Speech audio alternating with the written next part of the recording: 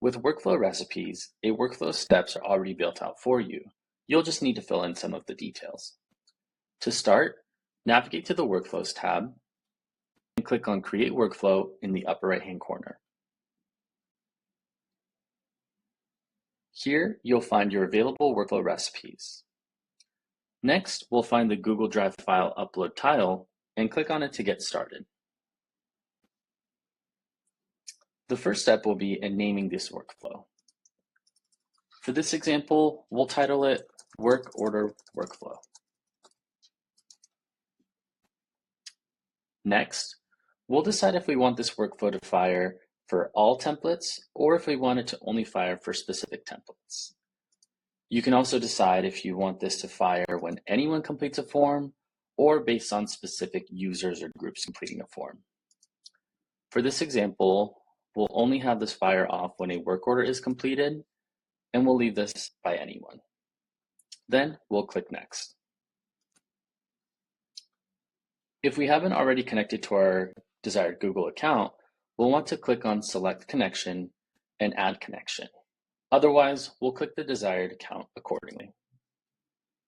Next, we'll want to specify which drive within our Google account we want these forms routed to.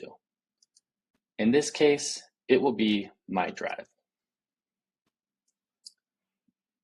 The next section allows us to choose a folder path we want our completed forms to follow. For this example, I want my completed work orders to be stored within my work orders folder, but I want them further organized by customer. So I'll click the arrow to go into work orders and then click on customers. Now I can also use what we refer to as workflow variables to organize my work orders within the customers folder even further.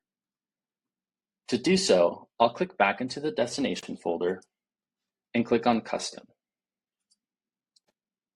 Now, the destination folder shows my current folder path and a drop-down with the available workflow variables. In this case, I want my work orders to be further organized by the company name field on my template.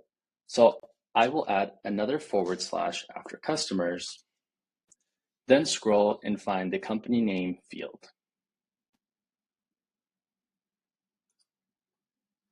You'll notice that the workflow variable syntax is already added for us.